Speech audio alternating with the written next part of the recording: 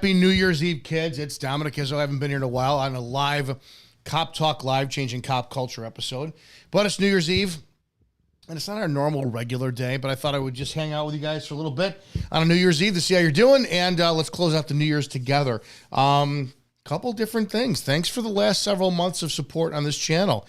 I started this this YouTube channel about a year ago, but I really didn't do anything with it because I was focused on some other things, and then I got really irritated. I felt this explosive need to talk about law enforcement issues and really be critical of the industry and start making a massive change, and started putting stuff out there. The next thing I know, I have like 1,000 subscribers to the channel. I'm like, that's awesome. That's great. And then within 3 months, the channel goes from 1,000 subscribers to 55,000 subscribers just in that short amount of time based on the stuff we're doing. So try to do a lot more content, put content out there for you. I have an interview tomorrow, a podcast being premiered at noon Central, 1 Eastern tomorrow with former deputy from Minnesota, State Trooper Ivana Williams. And if you don't know her story, it's for all the anti-female cop rhetoric that I do on the channel, I think you're going to be pretty damn surprised when you see tomorrow's podcast interview. But yeah, no, we're going to go back to Wednesday nights after tomorrow. Tomorrow's the first Wednesday of the year, but we're not going to be live. The following Wednesday, it'll be back live on 9 p.m. Eastern on your stuff. Yeah, there you go. I want to see. I have a chat going. Yo, chat, Sarah Nichols, good to see you. Record Tyranny, how are you? Bev, what's going on? I will try to keep an eye on all of you guys on this. I am going to open the phones as well, too. We always take phone calls, 708-982-0974, 708-982-0974. Hang on, let's just see. Did you have a cop talk question? I mean, shit, I might as well open it up now if it's going to be like that. I want to go through, I'm just going to, you know what, I'm going to make it very easy. I'm going to go through like my saved content that I wanted to do. We'll hang out today, have the Q&A opened up, and go from there. Grab my phone and my glasses. This is nothing planned tonight. I have nothing specific. Just going to wind up hanging out with you guys and enjoying New Year's. Don't fucking drink and drive tonight. For the love of God, I'm going to tell you that. Don't. Call back live if you do.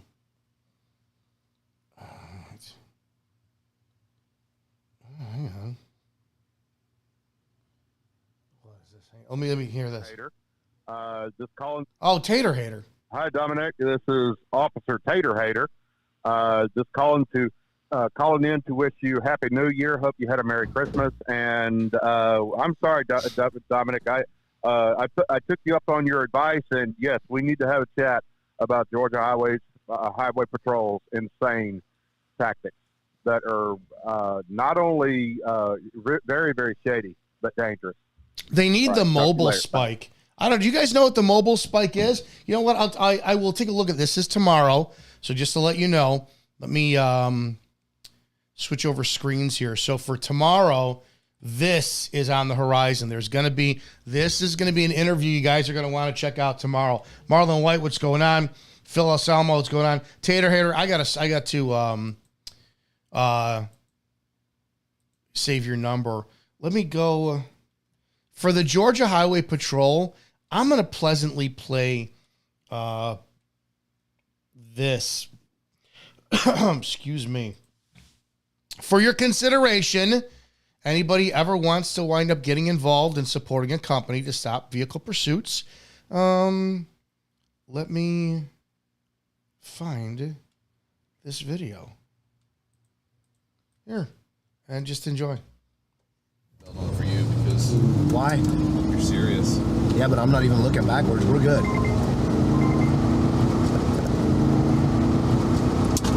Full of Rockford. If this was my car, I would.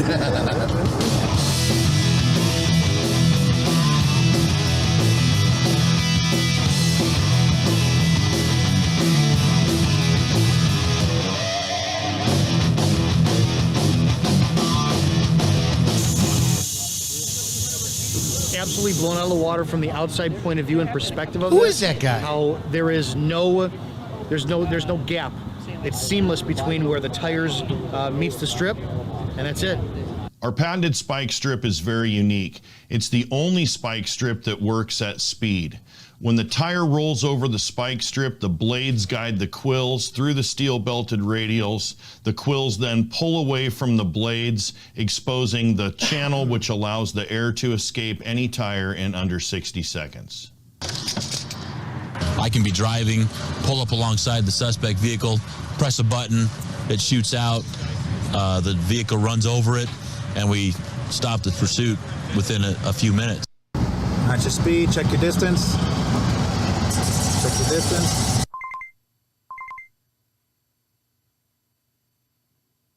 That's me again right there. Nice, come on. You can get him again before the bend. If you're good. Are you any good? I was good. Green light yet? Yep. Got a This green was light. at Match your speed, Dallas check your Fort Worth distance. Police Department.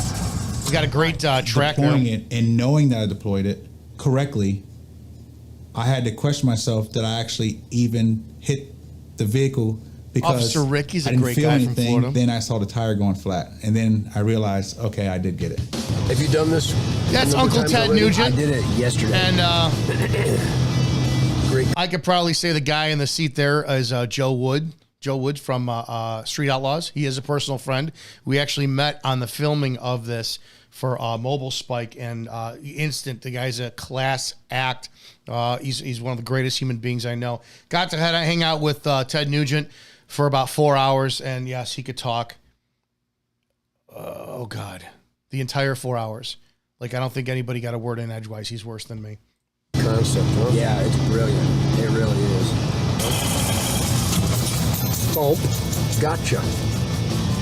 There's not a single police car that should go out in service without something like this. Agreed. Because these maniacs that pull them on high-speed chases, they're endangering all the innocent lives. Yeah. And this is how to save innocent lives. Yep, that's an absolute fact. And then the goofball media will blame the cops instead of the bad guy. Yeah. What the? That's the messed up part about it. Boy, that is really effective, isn't it? Isn't it? And really easy and increases safety for the cops and the citizens. Yeah, yeah. I mean, every day there's a bad guy that thinks he can get away from the cops, endangering innocent lives everywhere they go. I believe in good guys over bad guys. Love when we deflate the bad guys. That's right. I don't have a police car and I don't have a badge, but I would really like. We'll one for work my on own that personal- too. We could do something about that, maybe. That's good. Well, congratulations, man. Hey, thanks. Great product, great Appreciate it. concept. Yeah. All win-win-win for the good guys. Horsepower and spikes. Nothing better. Their lives, their safety is just as important as everyone else's. And when you think about the process of a guy trying to get out in front of where someone is going to be, throw tack strips out there. I mean, eventually I guess you get lucky, but that's really all it is you get lucky enough that you're out in front of him. And this tool, this mobile spike strip, literally is one of the finest tools I've ever That's seen. way. Finish. That's me. Yeah, see how that's not, I'm 5'7". Joe's 5'7". That's Ted Nugent. He's how tall he is. See, that's me with Uncle Ted. So just I've met him. Yeah, I got to hang out with him in case anybody ever was like, you never met Ted Nugent? I'm standing right next to him.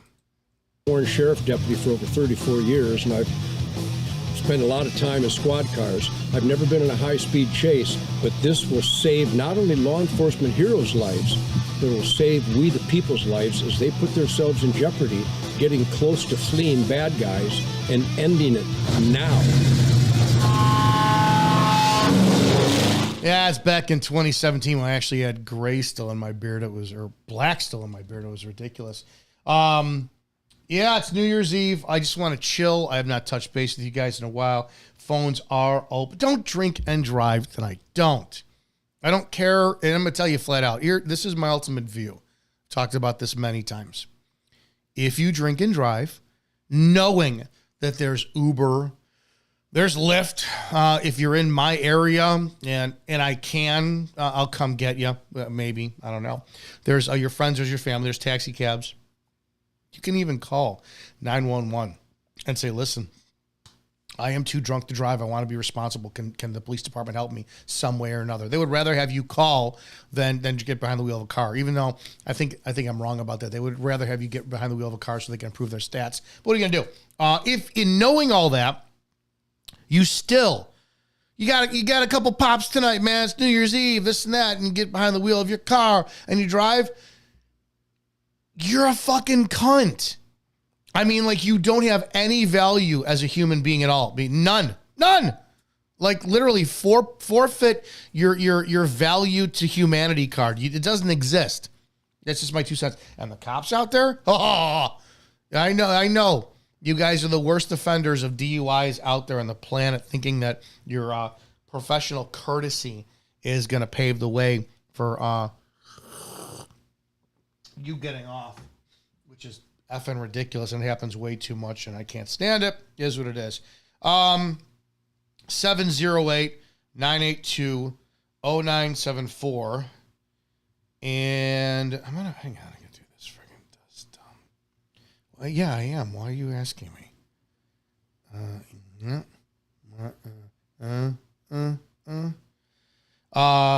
You guys send a text. You got something you want to say? I'll take your call. There's no format tonight. This is literally hanging around and just chit chat and BS and all that kind of stuff. Let me see over in the chat here. Bev, do I get royalties for this? I'm part of the company. That's all I'm going to say. Constitutional Country Girl News. Ted Nugent is a voucher nozzle. Okay, a douche nozzle. Okay, all right, that's fine. Live from hell, JP Hellacious. Happy New Year, everyone. Freedom Inc. Government's policing society is committing what? Dudes, come on. I appreciate this. Type so I could read this. Government's policing social. Dude, I'm not even going to try it. Whatever. Swing and a miss. Yeah, that's the chat over on YouTube if you have it on that. We're streaming this on Twitter as well and Rumble. All right, let's have some fun and take a look at some saved material that I was going to cover that I might as well cover now. No way I'm getting this friggin' this. Why? How is it? I want that shadow in my screen set up for you guys. Okay, that's about as good as it's going to get. All right, so let's take a look at this together. This is from Hey 27 over on Instagram. I guess she's a female cop or something. All right. Pussies. Called the first one savage, more my mood. That's what it was. 2016 we was running around, beat niggas up in the club. I know she around for the money. We gotta delete this one. I give her that. But act like she loyal, I don't for the love. I'm so rich, yeah. Wake up, buy me a car just cause. What the fuck is this? Okay, so this is a female cop, and she posts on her Instagram in a blazer and, you know, the slacks and stuff. Before you talk shit about female cops, make sure you can tie your shoes with all your gear on first. Can you fight? Legitimately, can you yourself take me into custody? I'm almost 50. My cardiovascular sucks. I'm 230 pounds. I'm old. My bones are like hurting like arthritis. Can you take me into custody by yourself? Highly fucking doubt it. Highly fucking doubt it. And then what is this clown shit you're doing, posing with a microphone for what, your podcast, while your pistol's pointed right at you? Look, here you go. That's a great one. Here's your pistol right at you. Right. Dude. What this I did an interview today with a former trooper coming out tomorrow, Ivana Williams. And I told her before we were going to do this, because she was on the news a ton for a sex tape leaked and her department fired her.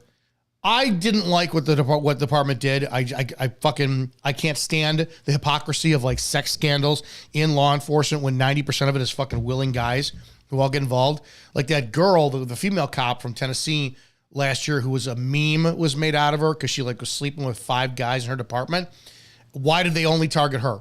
Why did they only bully, harass? I don't know if she got fired or not, but she left and she has a settlement. What happened to the men that were involved? And I could tell you flat out, every female that I've known who's worked as a cop has some massive promiscuity. But doesn't it take a guy to kind of push that? So anyways, I had her on, and I don't want to give away the podcast too much of itself, but she, man, I don't want to give it away. She's an exception. That's all I'm going to say. You got to watch it tomorrow. These clowns here, you're proving the point on this. These comments are hilarious. TJ97914, been in law enforcement for 15 years. Any cop, male or female, that makes cringe TikTok videos like this 100% of the time avoids calls and hides in parking lots. That's awesome.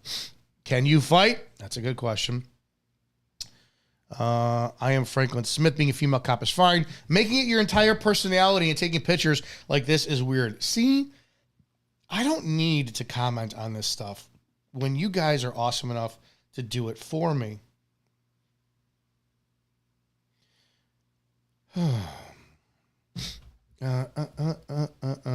Fierce and fit. Who's Fierce 5-0 and fit? Oh, yeah.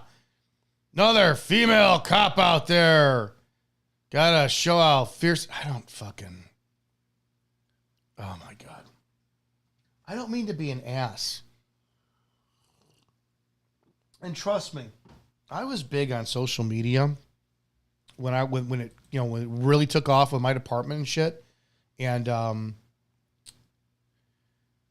it blows me away. Oh, I'll look at that one in a second. It blows me away that nobody can be taken seriously from this crap. Well, here was another one. Hang on, I gotta find this one. I saw this. Here's another blue check mark cop. And this is what we do, right? We just, as a female, and this is my criticism. I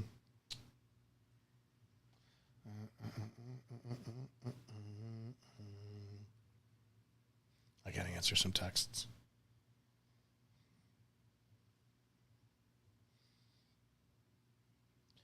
I gotta do this. Thanks. This is what we have with females. Okay, yay, I'm a police officer. Yay, here's my halter top. Yay, fitness. I just don't get it. I really don't. The making of the shit. And it's 10 times worse when guys do it. Way 10 times worse when guys do it. So I appreciate this shit. Dude, trust me, you're in about 100 times better shape than I am, but the problem is I don't see the point about what are you trying to do as your identity as a cop and you're trying to market your supplements and shit and all that. That's fine. There's the bougie kind of like high. The problem is for women, nobody's going to take you fucking seriously. It's not meant to be a slight. You pull me over, and let's just say I knew you and I'm in your town, and you pull me over, I'm not taking you fucking seriously.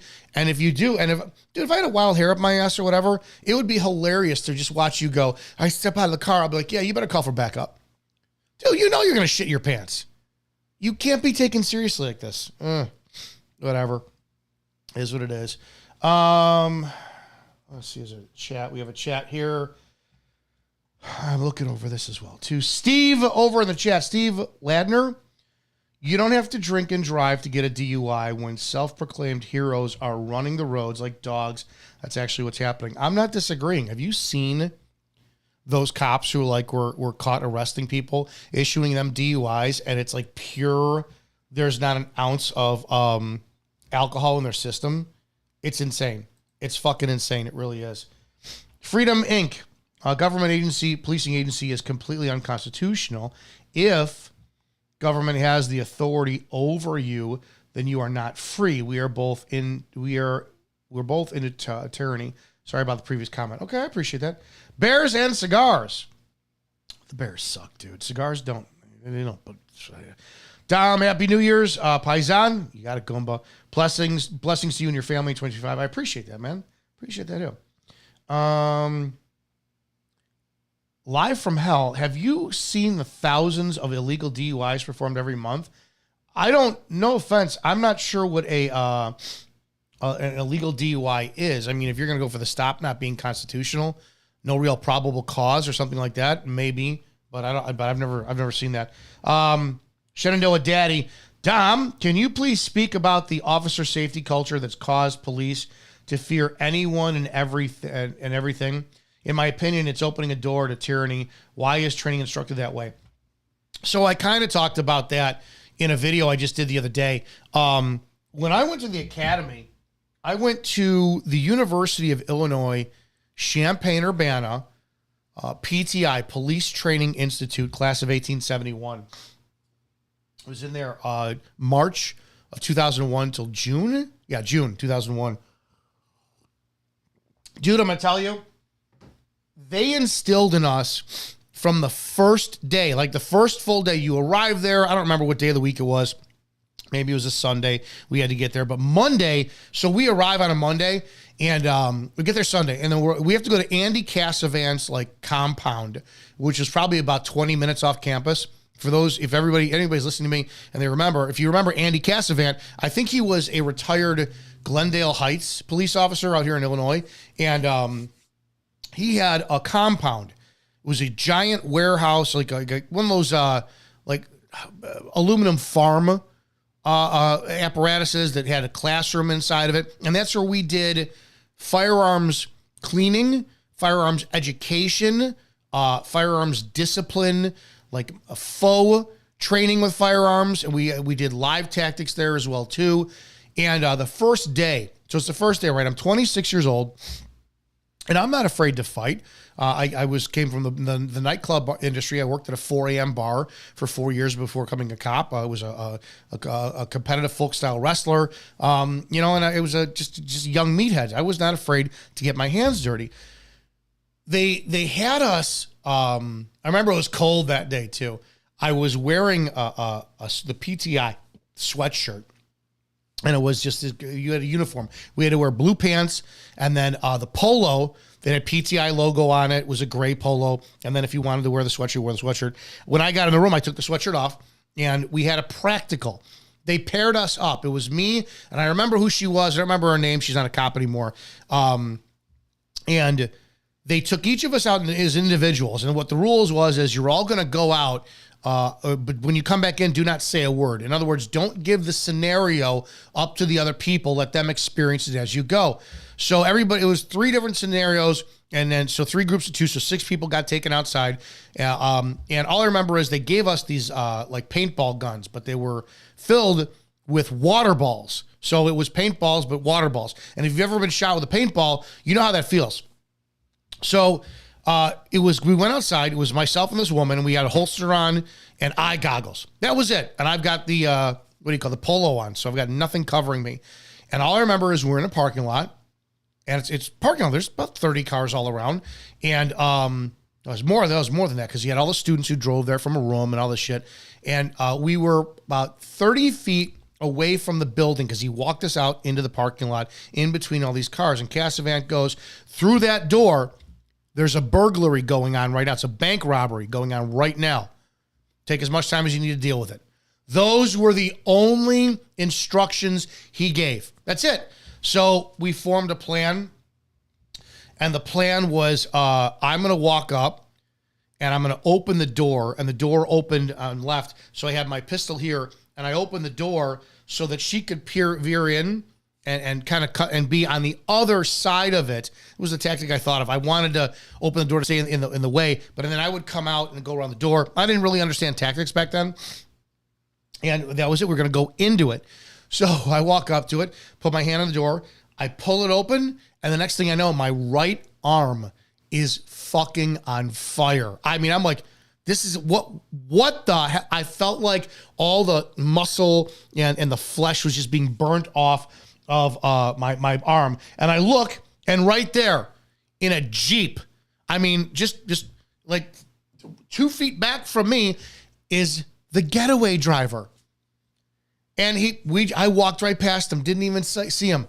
So what we learned of that is A, it's tunnel vision, and B, afterwards we had a scenario breakdown, because I got hit, and he goes, So, all right, done. Go back into the classroom. And we had to wait for everybody to go through the scene. And it was when it came to our turn, for all the people who had the scenario of the bank robbery, it's like, why didn't you wait?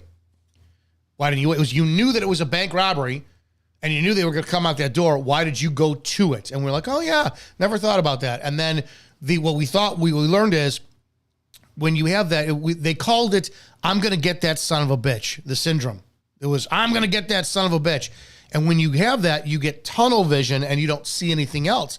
And we learned that. So to answer your question, what happened is we got so heightened that every scenario was going to be classically conditioning to pain. Someone who's going to shoot us. And because then you start thinking, dude, what if this was a real call? I wouldn't have an arm left. The guy shot me 4 times. If there's 45 caliber, I'd have no arm, no back, I'd be dead. So you start thinking about that. And they would instill it into us all the time.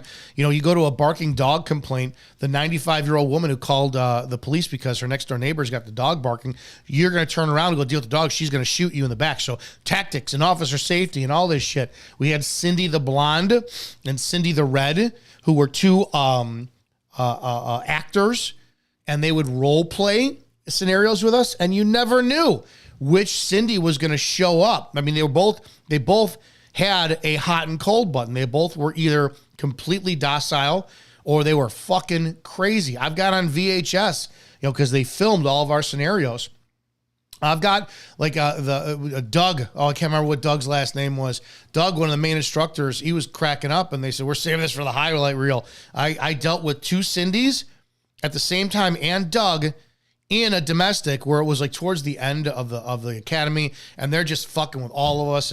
But we still had to do our job. And Doug's like, I'm drunk and you got to take him into custody. And he goes and slaps Cindy and I grab him, throw him against the wall. She comes up, she starts throwing couch cushions at me because now I got to make sure she's not pulling a gun out of the couch because they would have that shit planted in the scenes. So the academy had us terrified that every call you went to, it was your job to make sure that you weren't going to get shot, stabbed, pepper sprayed, tasered, and run over by a car, bit by a dog, you name it. In my experience, the academy had me in a oh shit pucker mode to when I went on the street, and I worked in a relatively high violent crime town.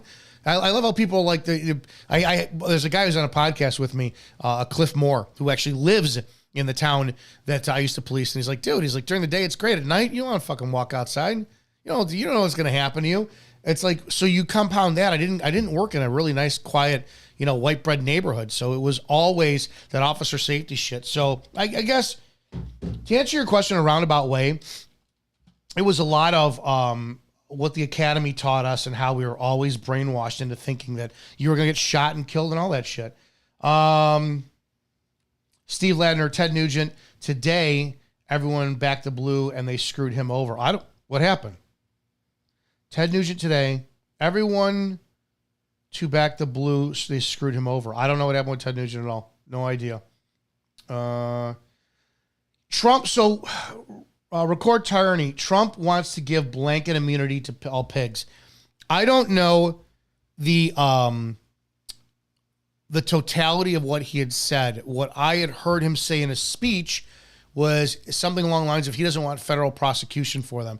I don't know if that is like a blanket federally they're protected, which I think is complete bullshit. I do think that if you have a cop who's going to knowingly and willingly violate somebody's constitutional rights on context and stops, it needs to be a mandatory criminal prosecution on a federal level because your constitutional rights are federally protected. So none of this state charge shit. So far, I agree with you. What Trump wants, I don't want that at all. Red Russo, the only reason most female officers survive a physical altercation is because the man is too afraid of getting more charges. Whoa.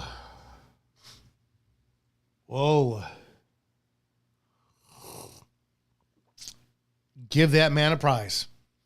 The psychology of what you just said is pretty damn deep, I will tell you that. Live from hell, Halations. You should give your opinions on DUI checkpoints and why people should invoke their 4th and 5th Amendment rights. I think every I think DUI checkpoints need to be all over the place. You're not ever going to get me to side with you about any constitutionality when it comes down to DUIs. When it goes, as far as I'm concerned, driving is a privilege. It's not a right. It's not a right. And the amount 2025 is in a few hours, and we will have God knows how many people drinking and driving on the road. The vehicle manufacturers and the states could stop DUIs tomorrow. They could mandate breathalyzers in the cars. They could mandate that the steering wheels come up with some kind of technology for a sensor that would monitor your blood alcohol content, but they don't. They don't. And anyone who bitches about the fact, well, that's impeding upon my privacy and rights, you're a moron. You're a moron. I would 100% happily have a blood, breath, and urine test mandated in my vehicle, all from a fingerprint prick in my steering wheel or piss in a bottle, if I knew that it was going to keep drunks off the roads. I don't drink. I barely drink. I do not drink and drive. You will never see me behind the wheel of a car. You'll never see me in operation of a vehicle. You never see me with the keys in my pockets in the back seat of a car. Maybe if there's a winter and it's blizzard, I'll fucking put the keys in the trunk and shit. Point being is, I don't have an ounce of respect for any human being who drinks and drives. I just don't. And sadly, the worst offenders of them all are police officers. So I don't know why you'd ever not want that to happen.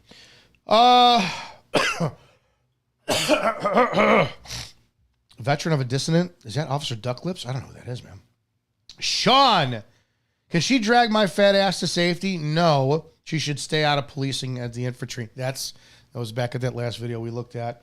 Manny Solano says, what's with all of the forearm tattoos, both men and women? Do they think it makes them look tough, arms look bigger? Dude, I got big forearms, man. These are Stations of the Cross tattoos. I've got 7 left. I keep procrastinating it. So it was from a mural from where my grandparents are buried. Scotty Ross 420. Been watching you for a while now. Huge fan. Keep cranking out the videos. If you're a huge fan, legitimately support the channel. YouTube does not circulate my content because I cover law enforcement content, and there's a lot of violence in what I do. There's a PayPal involved. It's Cop Talk Live. There's a link in the bottom of these videos. If you guys truly support and you like what I do and you want me to bring on more people who help more change, then this is a full-time position for me to wind up working for that, and we need your support. You could buy my book, Before the Badge, Everything You Need to Know Before You Become a Cop. The link is a click below. It was Words Matter Publishing. I did not self-publish. I actually do have a publisher. Yes, support the channel. Support. If you like what I do, this is my job. This is now my profession. So go ahead and click on that link and show your support for this channel monetarily and help us grow. I truly believe that I'm the only, to my knowledge, law enforcement critical based YouTube channel that does welcome your calls, has my cell phone number out there. I play your voice notes and voicemails. I have you call in. Like tonight, the phones are open. You guys want to call in, go right ahead.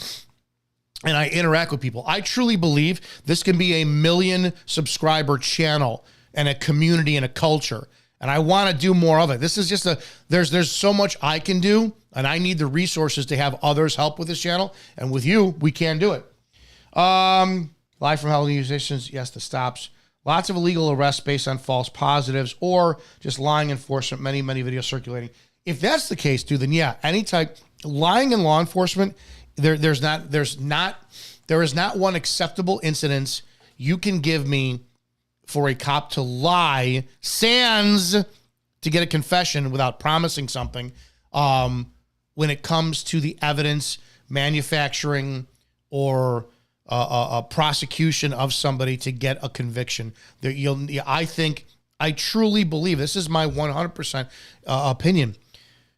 Cops who knowingly and willingly violate the Constitution to get an arrest or conviction should be criminally prosecuted federally to the highest fucking degree possible. Those cops that just got, or those correctional officers that lynched and murdered the black gentleman from New York, that should be a death penalty case. The New York District Attorney should be seeking a death penalty case in that. So we'll see. Happy New Year from Quebec. Audits function. Oh man, I wish I could pronounce that. Dexter Reed shooting. I have an opinion on the Dexter Reed shooting. I'd have to take a look at it. Oh, right. That's kind of racy. Ooh. Okay. Dexter Reed shooting. Hang on. Let's take a look. Let's see what we have here.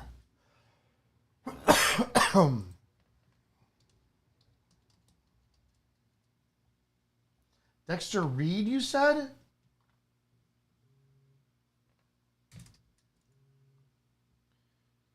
Let's see. Hang on, I'm clicking over. Yeah, you're live. What's going on? Hey, Mr. Izzo. My name's Gabriel Medina. I'm from the Pacific Northwest. And I really just had a broader question. Yeah. I respect your opinions, everything you kind of talked about law enforcement. But I guess the only thing is sometimes is everything we do just for naught. Like, I feel like everything we see out there and, everything we try to do as law enforcement, are we just banging our head against the wall and just getting nowhere? I'd like to think I do the best things. I like to think I see the videos. I'm like, well, I would never do that. I always try to treat people with respect and do the right thing in all these different situations. But, when you hear, hey, the orchard is rotten, it's just like, well, dang, man, like, what am I doing? I got to ask, are you a cop? I am. Well, shit, then thank you for even remotely giving me your time. I know my words are ruffled feathers, and holy shit, that is the biggest compliment in the world for you even to call in and give me the time of day. I know I'm salty. I know I'm bitter. I know I'm extremely jaded, but it means a ton to me to even remotely have the ear of an active police officer. This is my viewpoint, and I said this in a podcast I did before. The concept is almost like if you're Catholic, original sin. You're born into this world, and it's like, doesn't matter how awesome you are, an infant, purest of all, now you got sin because you stepped on into this world. If we have a swimming pool and it's got a drop of ink in it, and the ink is diluted, you can't see it, it's still in the pool massively, what is it? The concentration's at a 0.00000, but there's still that in there. It's tainted, right? If you've ever seen, I'll give you one more example, Cider House Rules, where it's a big, big, big vat of cider, and one of the guys smokes a cigarette, finishes his butt, and throws it right in the cider. And Orlando Bloom, I can't remember his name, Delroy Lindo goes, you got to drain that whole thing now. You ruined a whole batch of it. So the concept is you're going into a system that knowingly is just fucked, but you chose to do it, right? So everyone talks about the fact that you cops run to the danger. Well, you don't need to run to the gunfire. You ran into the system that's just completely fucked, villainized you, bastardized you, and you chose to do it anyways. And then you've got this like disheartening position in your voice, and you still do the job, right? So you're still doing the job. To answer your question, I'm all about negative reinforcement, and that's just me because I grew up 70s and 80s. And if you told me you can't do something, I try to do it harder. I will never give cops, oh, you good job today. You did your job without incident. What you're expected to do. I expect fully that you, as a police officer, you every single damn day shine your boots.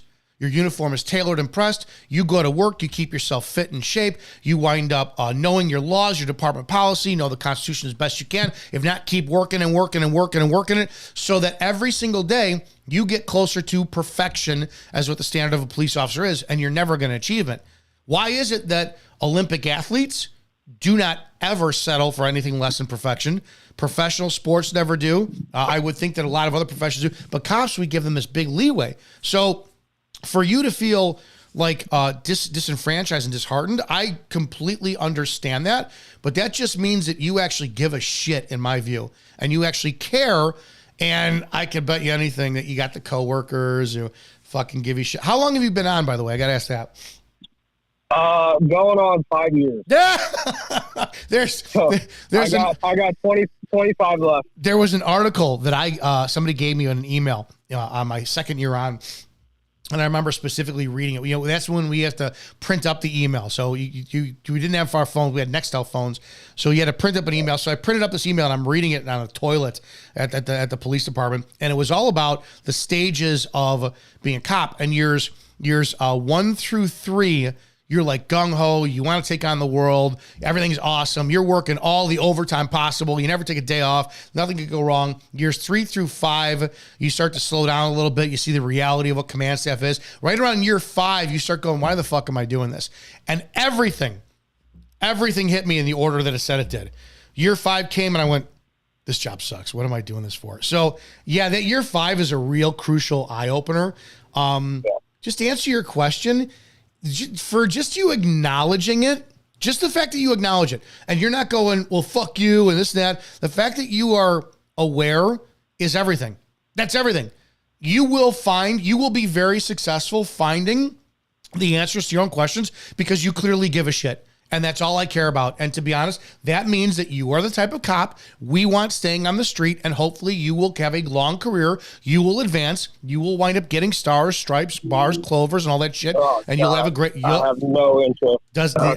That's why. That's why we need people like you to step up to the plate to make the change that I can't. So, yeah, fuck you. You need to wind up climbing that ladder because we need more people like you out there.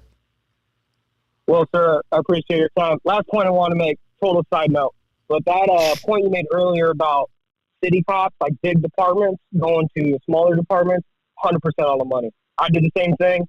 And coming to a smaller department where you got to write your own warrants and do all your stuff, I'm like, 90% of the people I was hired with, there's no fucking way they could do this. No way. No goddamn way. Half of these people would have been washed out. Because in big departments, so many people get swept on the rug or pushed through. You go to a smaller department where it's a little more intimate, people actually kind of see what the work you do. There's just, I don't know.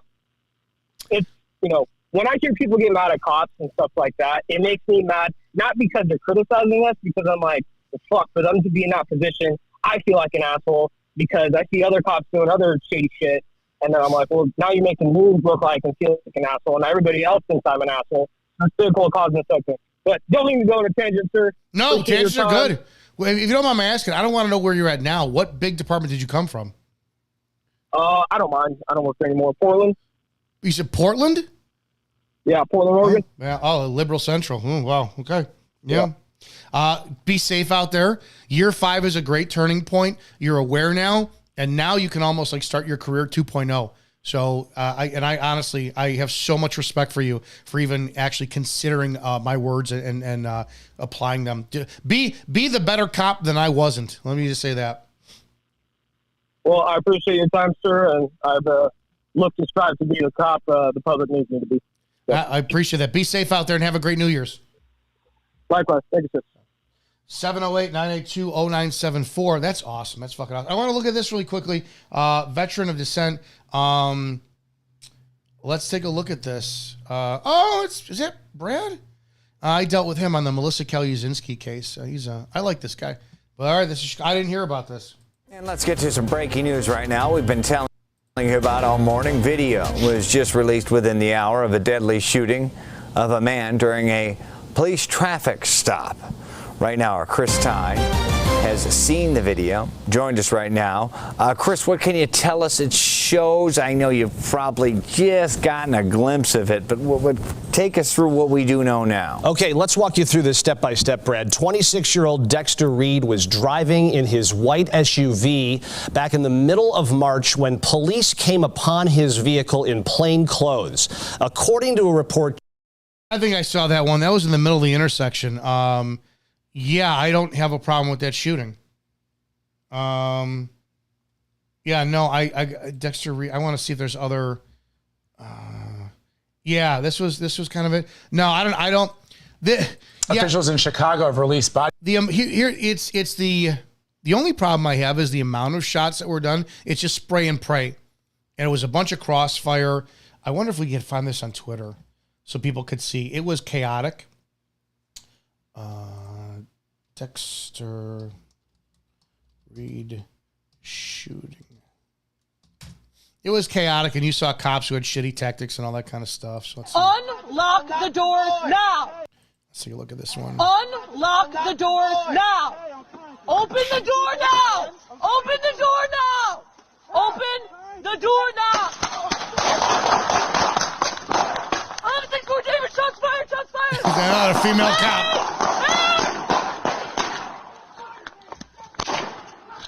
Shots fired! Ferdinand neighbors! 10-1! 10-1!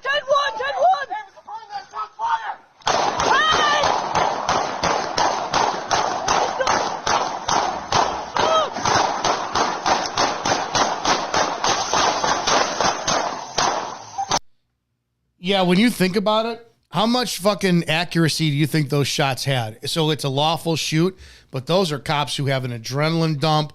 They're probably front sight aperture is not even remotely on site with the alignment for their target.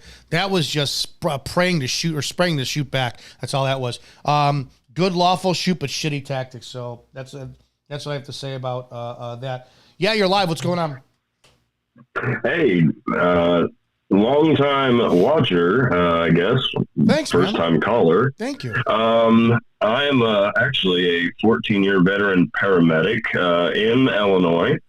And I actually wanted to call in because I had the first time in my ever career.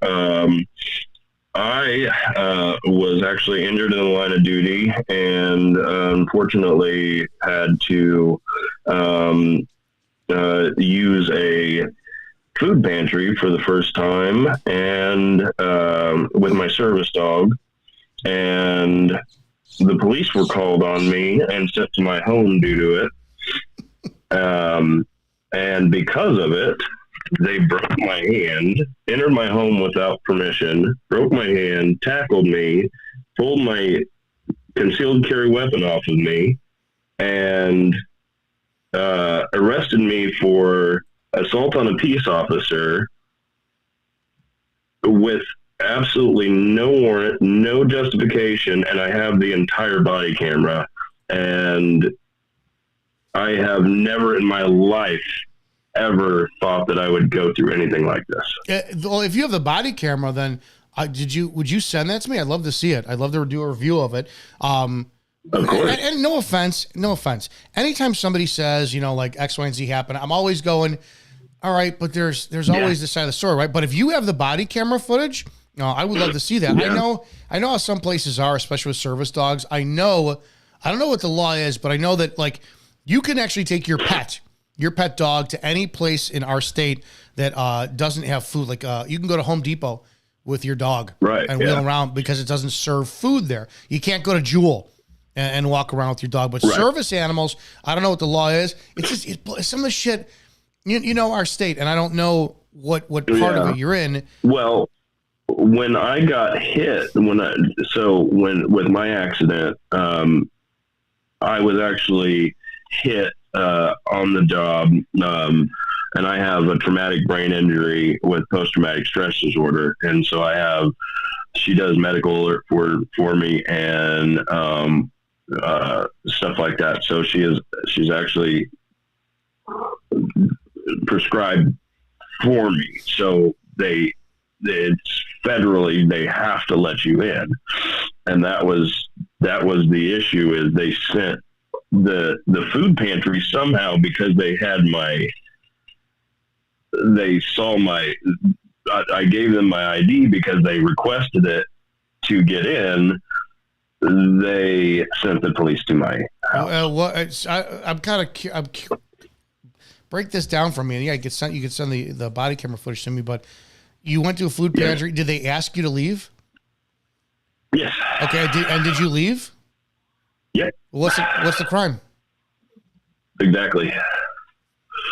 Okay, they asked you to leave. You left. Did you pitch a bitch? Did your PTSD kick in and you motherfucked them? And you were like, oh no, seriously. Okay. All I did was I put a post on Facebook that said, if you are disabled and you have a service dog, do not go to this food pantry. Okay. And because of that, they sent the police to my house. And yes, all of this is a huge court case that is going on. Are you suing? In downstate Illinois right now. Are you suing? I have. Good. Okay. As soon soon as the court case is over, and as soon as I am free and clear of the assault on a peace officer, yes, I will be suing the absolute crap out of everybody involved. Good. Well, send me anything you want. I'll take a look at it and review it.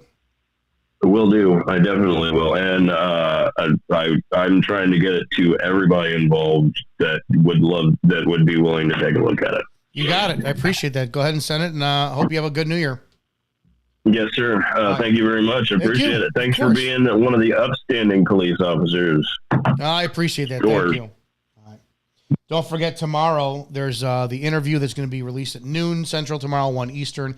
It's a great podcast we did with Ivana Williams, a fired state trooper who really I can't believe I'm saying this, you want her back on duty. Sean says cops really think people sit around and think of ways to kill them. Then they tell us by the math we should not fear them. That math works both ways. We're not out to get them. Yeah, but at what point are you? Like, what point does that that tide turn? I said the other day, like I people thought that I called for violence against cops. At what point does the American citizen say we're tired of this shit and they pick up their arms? Right? I don't want to see another lockdown. I will not comply like I did with the last one, not comply with another lockdown. We had police became terrorists, domestic terrorists who were impeding lockdowns, arresting gym owners, people going for church, unconstitutional. And what we just gotta deal with it. You look at our federal government, whether or not you agree with what happened with January 6th of the 2021. People were arrested for walking around on a federal level, but you have people who were released for burning cities down. So we have a federal unjust system, and that does trickle down all the way to municipal. It really does. So at what point do people start getting, it's a pressure cooker. Do people go, you know what, fuck this? When you really look at those correctional officers, if you guys haven't seen the video yet of the New York correctional officers, the fact that we still have cops who are okay with doing what they did, and yes, they're corrections, same family, I don't care. You have a real problem. You have a real problem. Here, I'm going to play this one. Keep in mind, let me see if I can, this is just 2 weeks ago. Officer fired for falsifying police records. How do you feel this comfortable? How? So here, this is my view. Let me say this. Falsifying a police record could completely destroy your life.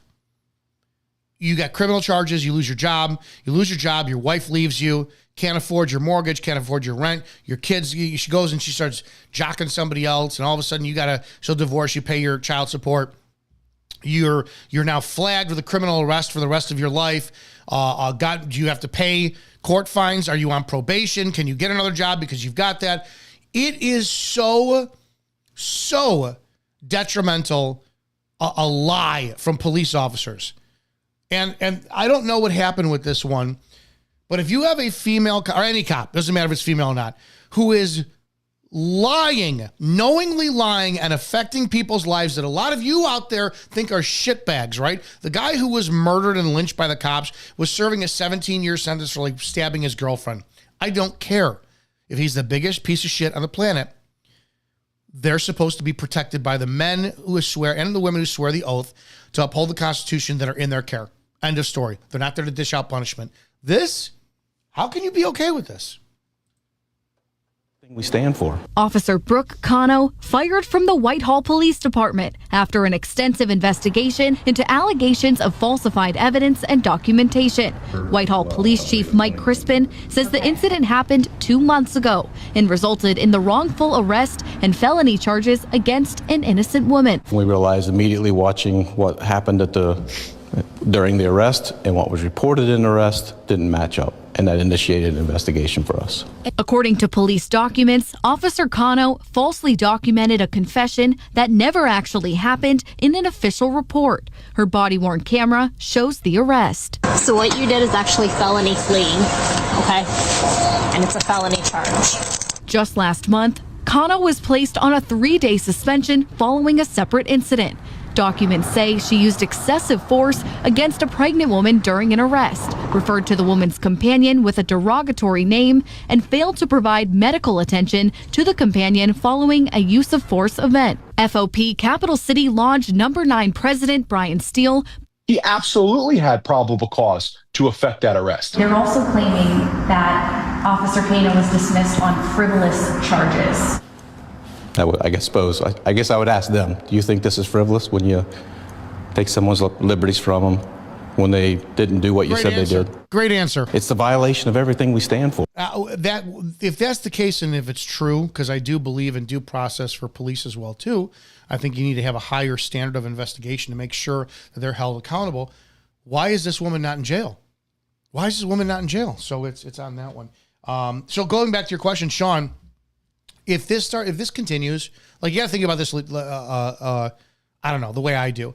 If 2025 is around the corner, 2 hours, 3 hours, whatever, 2 hours from me, 3 hours from me, and we still are going to have cops out there who don't know what the First Amendment is, and when First Amendment auditors come out there and they're like, yeah, it's my free speech, and they still don't know about it, and this problem is never arrested, right? And we still have, like my friend Sergeant Eric Levine from Two Cops, One Donut, we need to do better. We need that I want to punch, not him.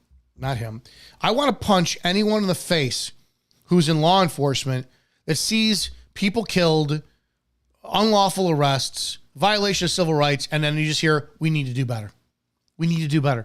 How much longer are you going to use that excuse? Until the American citizen says, you're right. We're clearing you out now. Because what are you still going to do? Are you still, as citizens, just going to play the game and go to jail and wait to get pardoned by a president or fucking whatnot? It's like, you still think the system's going to work in your favor?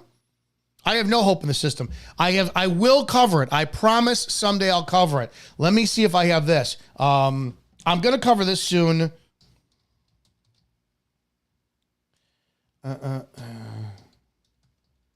I'm going to cover this. I've yet to do it, and I'll talk about this. He is in prison for murdering a toddler at a daycare center where she worked. Now, the prosecution says she's a killer. But Melissa's lawyer says there's proof of evidence tampering at the trial. 48 Hours' Erin Moriarty has more in her story, The Fight for Melissa. You ready to fight? Free Melissa! There's a battle in Lake County, Illinois, to overturn Melissa Kaluzinski's conviction. Melissa Kaluzinski is innocent. She should be freed now. In 2011, the 25-year-old teacher's assistant was convicted of murdering 16-month-old Benjamin Kingen at a suburban Chicago daycare center. I had nothing to do with it, and I'm going to keep continuing to say that. But Melissa was the last one with Ben in January 2009 before his death. I'm not the killer. Melissa told police over and over again she didn't do it. But after 9 grueling hours, she confessed. Show us how hard you threw my liver out. I went like that. While Melissa says she was pressured into confessing, Lake County Assistant State's Attorney Stephen Scheller says it's clear she's guilty. This child had a fractured skull. There was extensive injuries to this child internally. Defense experts say the state's medical evidence was wrong, that in fact it was an old injury that contributed to Ben Kingen's death. What's more, they claim that clear x-rays found after Melissa's conviction prove the child did not have a skull fracture either. There's definitely no skull fracture here. And Melissa's defense attorney, Kathleen Zellner, says that fact was deliberately kept from defense attorneys by manipulating the x-rays given to them before trial. Why would someone want to do that? To obscure whether there was a skull fracture. She also charges that a key witness for the state was not truthful when he testified at trial that he felt the fracture with his own hands. He touched it, he looked at it. It was unbelievable what he saw. The only problem is he never saw any of it. Prosecutors stand by the testimony of their trial witness and deny anyone manipulated evidence. But this fall there was a new hearing. What did the judge decide? Erin Moore. I'll be talking about this one. Ugh, I get choked up with this one every damn time I talk about this, and it's been almost a decade. My chief, was, this is a question. I'll play. This is my chief right here, George Falenko. And this is ultimately what I'm going to ask you. This entire interrogation is available on YouTube. Type in Melissa Kaluzinski interrogation, and you'll see several hours worth. So, I don't know, it was a 9-hour interrogation. I don't know if all 9 hours are online. I want to ask this question to give you an idea of how the police should be on edge because of the frustration from the citizens. This is my personal frustration. This is the specific case that puts me in a position to fight as hard as I do for all law enforcement because I know the evils that come from within law enforcement. Now, this girl, number one, she had a verbal IQ of 70. She's 22 years old here at the time. This is 2009. These are two grown men that brought this woman into a interview room at the Lake Zurich Police Department in Illinois. And the door is right here. Right here where you can see my mouse. The door is right here. And typically you have an interview versus interrogation. Interview is soft. Interview is casual. I want to start only by the viewpoint. If your daughter, your mother, your girlfriend, your wife was cornered by two large men in that position, how would you feel? It's just a random question. Now, George is about 6'2", got a very baritone voice. And I'll give you an example. George Falenko was a dispatcher. That's all he was a dispatcher. And then he made it up to a dispatcher supervision for Lake County, Illinois. And there's a 1997 article in the Daily Herald that you could find online that says that he went to Haynesville Police Department, which was the first municipality in the Lake County, very small town. And he was hired part-time there at about 46, 47 years old, given a badge and a gun and a map, and was told, and he says this in the article, that I was told if I had any questions about anything, call one of my cop friends. That was him. He climbed the ladder all the way to make up chief of police for Haynesville, and then when Round Lake Park took it over, he became a commander for Round Lake Park, administrative, and then made it to chief, and then became head. Because of this case, one of these cases here, he became head of Lake County Major Crimes Task Force. So my first question to you is, do you want an unqualified person doing a murder investigation like this position? But that's just that. She was interrogated for 9 hours, no bathroom break. They shut the door every time they left. You can watch this all on YouTube. They feed her bullshit like crazy. You know, I know we just want to go home to your dog. And she confesses to the crime. Confesses. She's fucking saying over and over in this tape, I'm just trying to make this sound like you guys want. I'm trying to help you. I just want to go home to my dog. She's under the impression, this girl with 70 IQ, 70 fucking IQ, and they've got no evidence. They don't know anything. No medical examination, no nothing. They interviewed every mini sous vide daycare worker there was that day. They get to Melissa. Her sister had been interviewed too somewhere else, right? They arrested her. They charged her. I've seen the evidence. I met Kathleen Zellner. I've been involved with this case since I left the police department in 2016. This is one of the reasons that I wanted blowing the whistle when I found out about this, and I was so fucking disgusted. They suppressed evidence. I want to explain to you how your criminal justice system works and why you should be so fucking outraged over your police. Now, I'm the prosecution. You sit there and have, what is it called? Discovery. When I have stuff, I have to turn it over to you in order to give it to you so that you could properly prepare a defense for your client. You, as the defense of Melissa, you hear there are x-rays that will show Benjamin Kingen had a pre-existing condition in his head from a former injury. That's why his head looked like a light bulb. He'd been suffering for that for the last 2 months, right? There's a lot more to this, too. The parents were really never investigated or interrogated and all this shit. You come to me at my office, and I've got my computer open, and you say, I need the files for those x-rays, please. Sure, they're on my computer. Go ahead and get it. And I walk away. You go to my computer. You pull off the files, but you pull off Benjamin Kingman files 2.0, not 1.0. You pull 2.0. And 2.0 is a darkened reverse negative X-ray that you can't see anything from it. 1.0 is crystal clear. 1.0 is crystal clear. It's perfect. It will prove your case. Your client will go free. Period. But you didn't ask me for it. You just asked me for the X-rays. I said, feel free to have it. You went in there. You saw the first file that popped up. You got it. I am under no obligation whatsoever to tell you, oh, you grabbed the wrong ones. And then the defense comes, you lose the case because that key piece of evidence, and now your client gets a 30-year sentence for the conviction. That's exactly what fucking happened to Melissa. That's exactly what happened to her. So listen, so you have to ask yourself, her father, Paul, who was in the video, has been fighting Zellner, and Zellner, you've seen her from Making a Murderer. She will prove you're guilty if you come to her for and say you're innocent and you're not.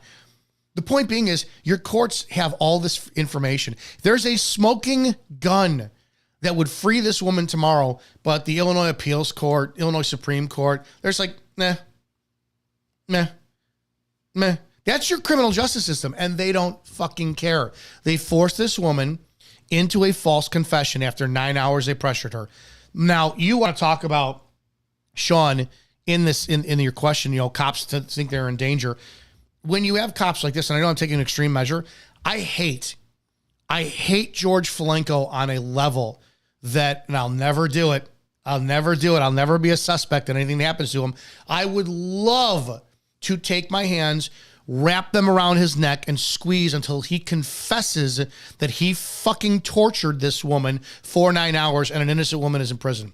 I have so much seething, contempting hatred for this man that I do pray for him. It's probably maybe once a week he's in my prayers for my hatred to be released from this man. But how many other cops are like him are out there that are like that will fucking manipulate the tactics of evidence and screw you over and ruin your life? From a police report to a traffic ticket to a fucking false confession that will give you 30 years in prison. And this is not the first time he's done this. He did this to Marnie Yang. Go look at Marnie Yang. She's sitting in the same prison as Melissa Kelly-Zinsky, another short brunette woman, who I think she's got to be in her 60s now, who confessed to killing a pregnant woman, the girlfriend of Sean Gale, Chicago Bears football player, and she didn't do it. There's a mountain of evidence. She's represented by Jed Stone. Mountain of evidence that says she didn't fucking do it. But George was involved in that investigation. George was said to have bullied her kid and told her, if you don't confess this murder, I'm sending your fucking kid to juvie. He's going to be ass raped every day of his life for the next God knows how many years. So she did what a mother did, and she confessed to the murder. This is what we have. This is what we have. George was also involved in the G.I. Joe Glenowitz. I'll be talking about that one too. I was there during that time. September 1st, 2015, cop gets gunned down by 3 people. Turns out to be a big fucking lie. George headed that investigation, lied to the nation for 2 fucking months. Big police scandal. I think there's a lot more to it. So my point being is, everybody talks about Chicago, New York, LA. You don't talk about your little towns out there where all of this good old boys, hillbilly, backwoods police bullshit happens. And there have got to be thousands and maybe hundreds of thousands of lives that are ruined every day from cops who can get away with it. So to answer your question, to go back to that, cops act like they're afraid of us. They fucking should be. The police should be terrified of the American citizen, terrified so much that they say, I'm going to do my job perfectly every single day. And I'm not going to give them a reason to ever stand up, unite, exercise the Second Amendment against me like a responsible American citizen. These cops work for us. They are at the privilege of serving because we say so. But to be honest, they should be afraid of the American people in totality. So that's my 2 cents on that one. That's long-winded, but I hope that answers your question. There was, hang on. So I did call in. Let me see, get this call back.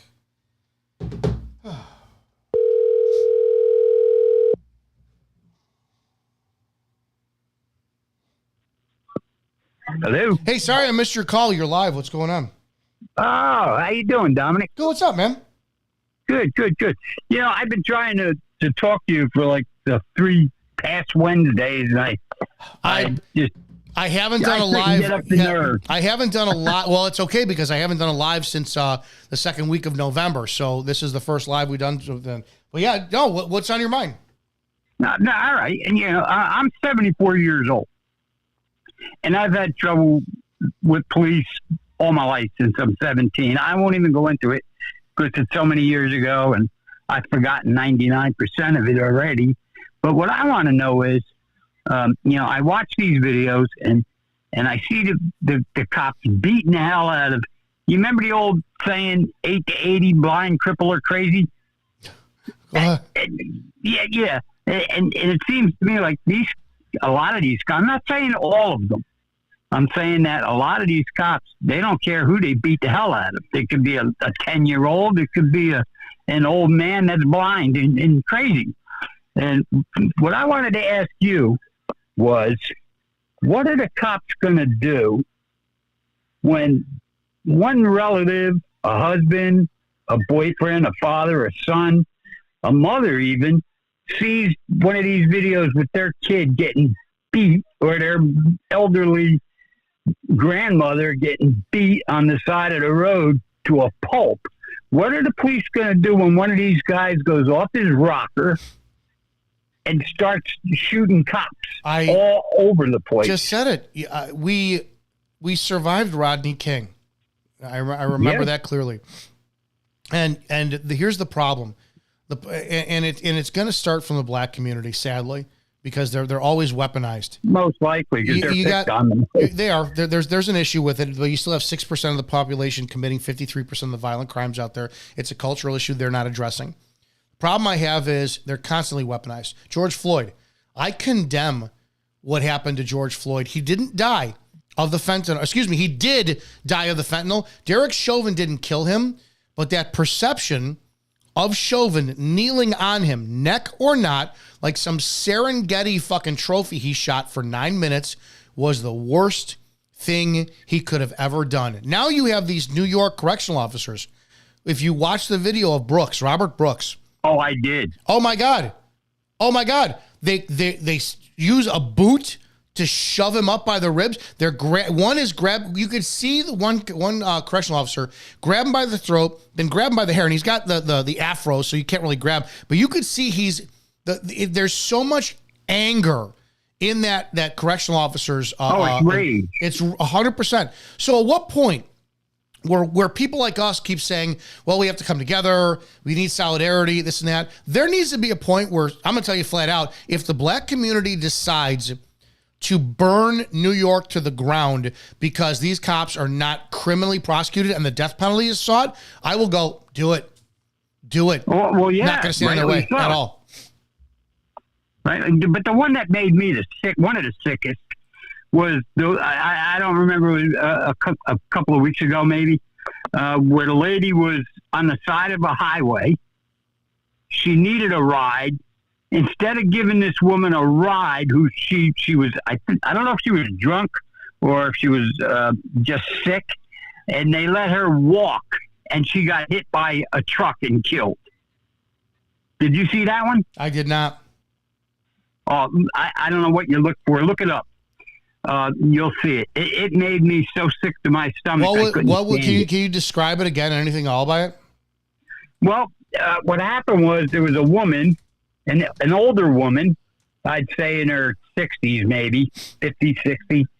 And she was on the side of the road. I don't know if she had a car. I don't remember if she had a car that broke down or if she was just walking on the side of the road. And she got stopped by the sheriffs, and they asked her if she was having a problem. She said, I just need a ride to and they said, there's a gas station right down the road. Can you give me a ride to the gas station? No, you got to walk. And they let her walk on the side of the highway, and she was kind of staggering. It was so dark out, she couldn't see where she was going, and she walked right out into the road and got hit by a tractor trailer. Jeez. I don't know the name of that video. I'll play devil's advocate.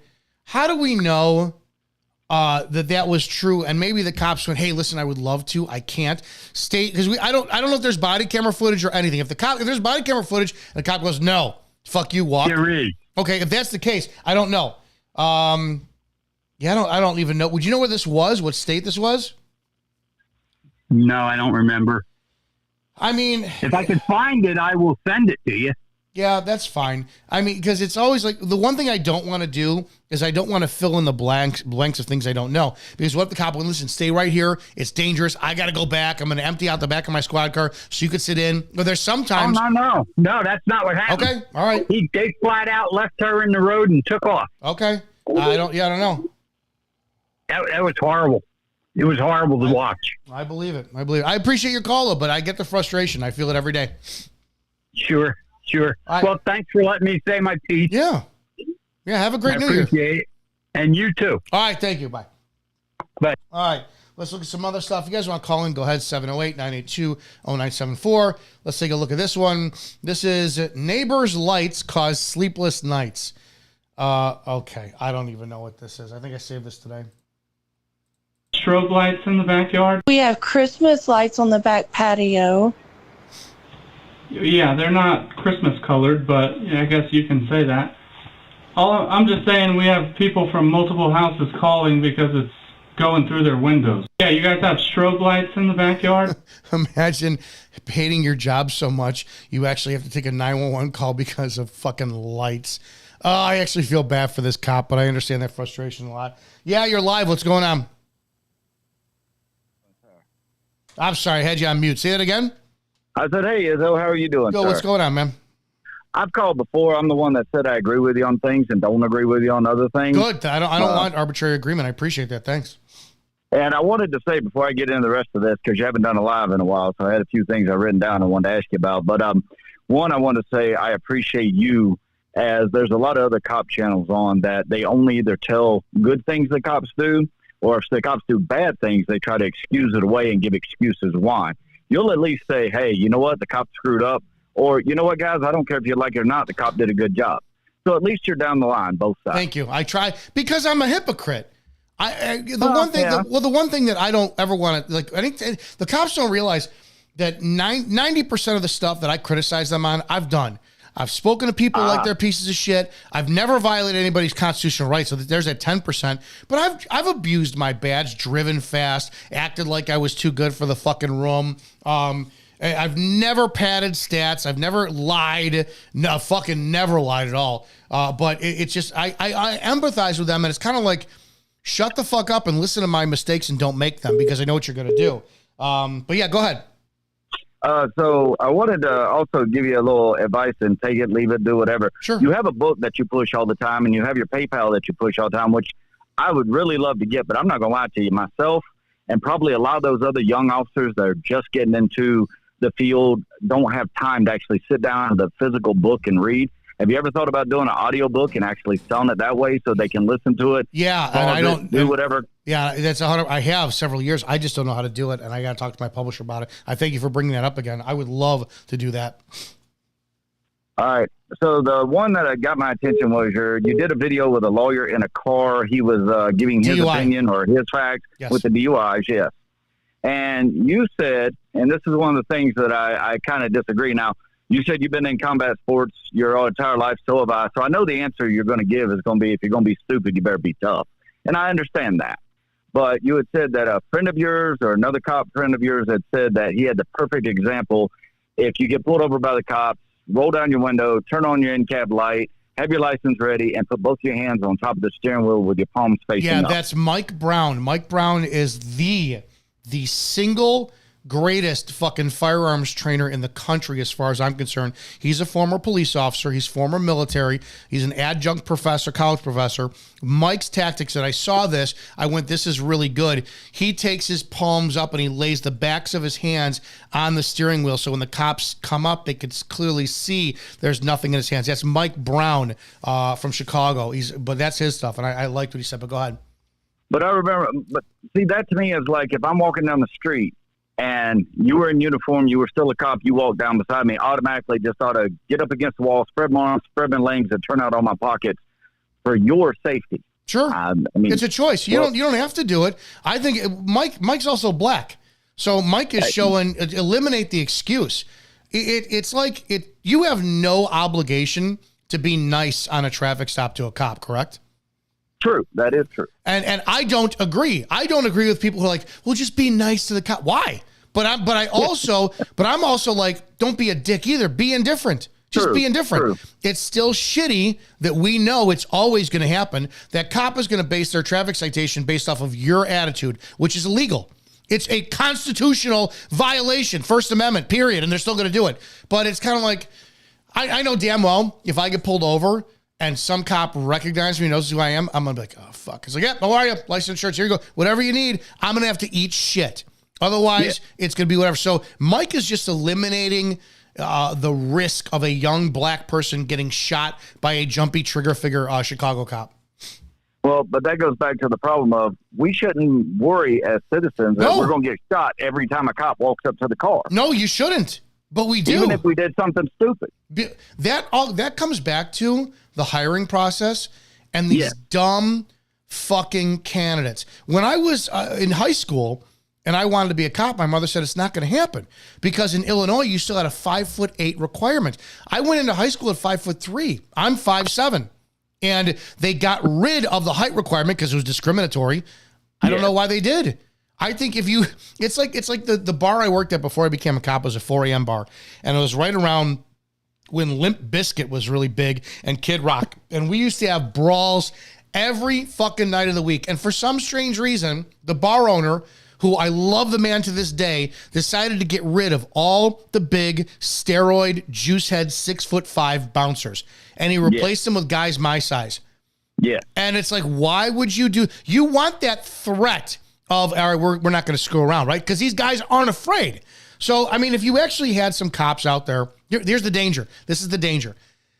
If you had more cops who leaned more towards like me, the problem is they might be looking for a problem and they might be going to work on board. I hope somebody screws around so I could bounce somebody's head off the squad car. A very good little man syndrome. It happens. A very good cop today. He's an outstanding cop. I worked with him in the beginning of his career and we were all at lunch one day and this guy he had a few months on. He was just off probation, a few months on his own, and we're all at lunch and we're talking about, the rest of us were all seasoned. And I went through this one day and, oh my God, you remember this guy? And I never forget, we're all eating and he just goes, man, I can't wait to get in my first fight. And I went, the fuck is wrong with you? Why would you say that? So now we know his mentality is he's purposely looking for it. Because the problem is you're always going to win as a cop. You're always going to key up on that mic. Absolutely. Send more cars. I'm getting my ass kicked. So, I agree. I'm talking over you. I'm sorry, but go ahead. You're fine. I heard stories like that. I ended up buying a canine dog from a PD one time, and they asked me to go through the training with the canine officer. So, of course, there was other officers around, and they were like, oh, so-and-so probably not going to be here. He was tired. He got that new dog, and he finally got a chance to use it. There was a guy up in the attic who wasn't resisting. He just wasn't coming out.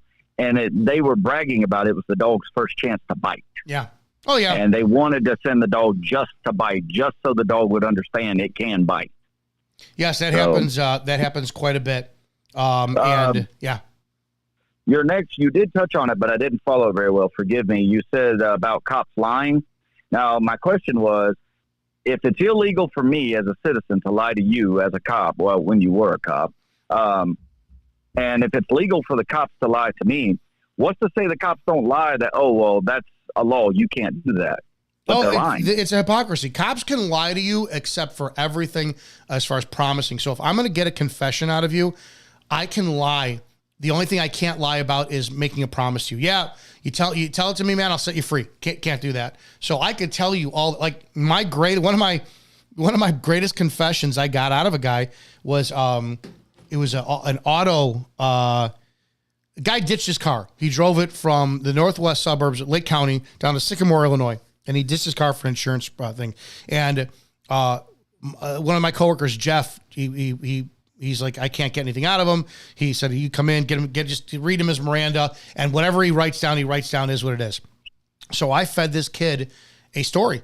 I said, listen, I don't know what's going to fucking happen. And I said, I know what's on your mind. I said, but I'm going to let you know. When I was 19, you know, I was behind on my car payments. I couldn't afford it. And I said, I kind of abandoned my car, and I claimed that, you know, I lost it. And it turns out that the police did find it. I got arrested. My life turned around, though, and I was able to become a cop. So I did what you did, and I elaborated on the whole story. I basically said, I told him what we thought he did with his car, and I said it like I did it. And he goes, "Really?" I said, "Yeah." I said, "Yeah." So what? I said, "I'm not telling you to do anything." I said, "But all I'm going to say is I was arrested, and I still became a cop. So whatever that's worth, there you go." Kid wrote a full confession. Well, wow. I felt the worst part. It was the worst fucking feeling of my life. The worst fucking feeling of my life is, this kid drove his car to Sycamore, Illinois. I think he set it on fire or something. So that's fraud. He deserves to be criminally charged. But in order for me to get him to admit that, I had to tell him something that didn't happen. Didn't promise him anything. I just said, I went through the same thing. I abandoned my car. It got water damage, all this shit. I got arrested for the insurance company for fraud, and I still became a cop.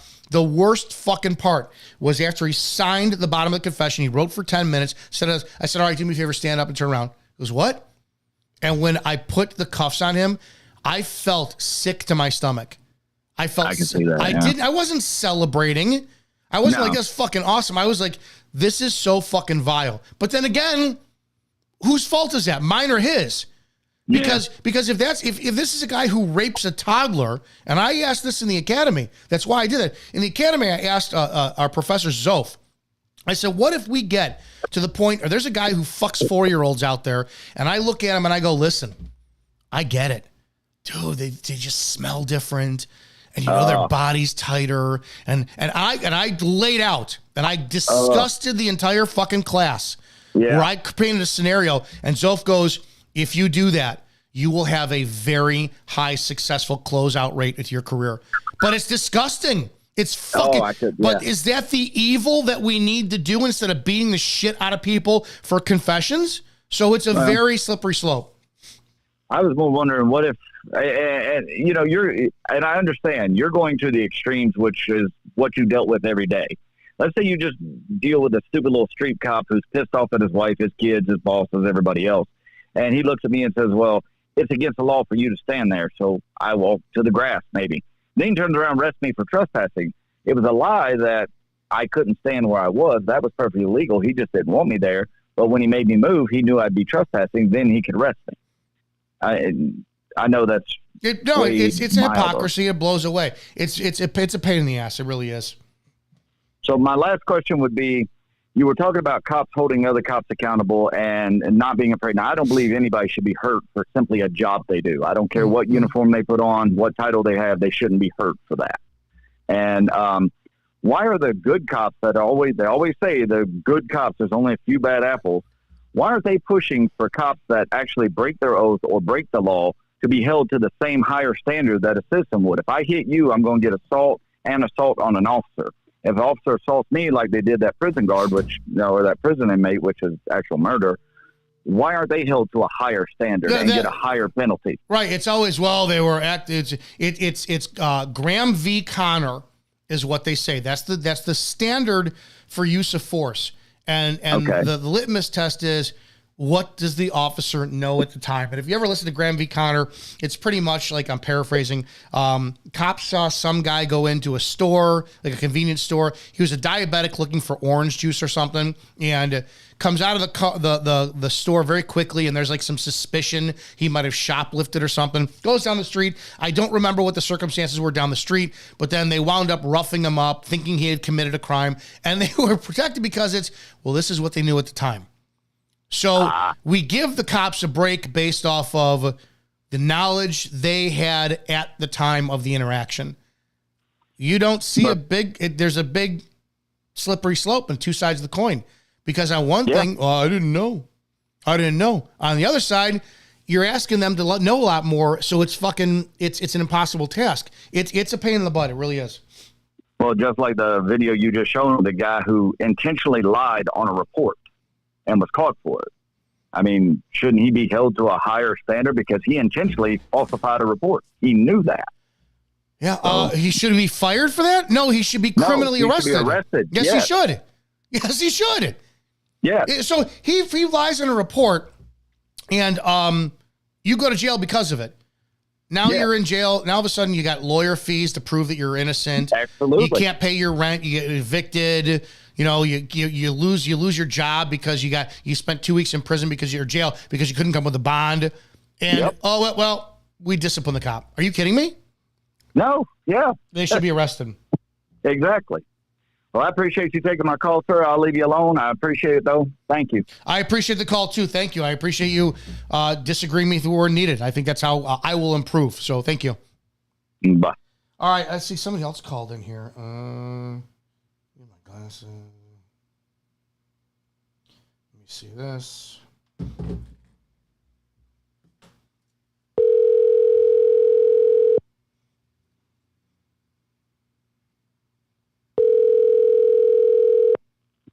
Hello. Hey, sorry I missed your call. I had somebody else online. What do you got? Well, I just wanted to thank you. I used to hunt drug cartels in Mexico for the Mexican government. And so I've been around a lot of bad behavior by police and whatnot, but I just wanted to ask you more than anything, why do you think I called the Oneida Sheriff's Department today, and they told me flat out that they haven't arrested those people because it's a state or a federal matter, which doesn't make any sense because the sheriff arrests people routinely on state matters. But why do you think it is that they haven't taken any of those 14 people into custody yet, given the video evidence of it? I think that they're trying to get the most solid case possible. Excuse me. You're talking about the correctional officers. I think they should be in custody.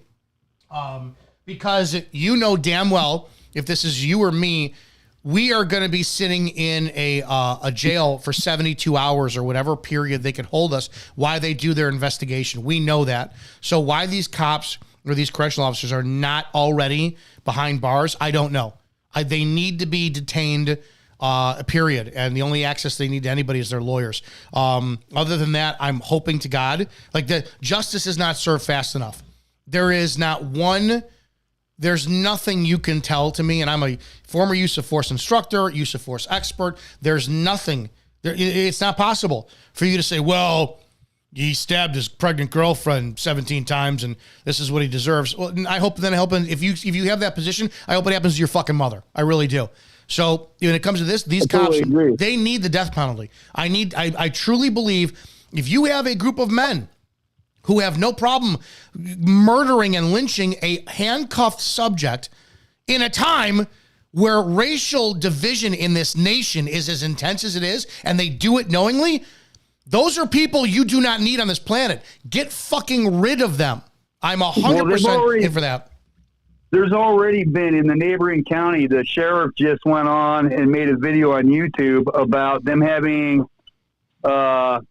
person that called them up and told them that they wanted to square off with them with weapons over what had happened at the Marcy Correctional Facility. So, I mean, there's already blowback being generated by the law not being applied to everybody equally. Dude. So, I mean, it destroys this country. I feel bad. I have to put myself in that position. If I saw that today versus when I was younger or new, what would I have done if I saw one of my coworkers choking the man and lifting them up by his neck?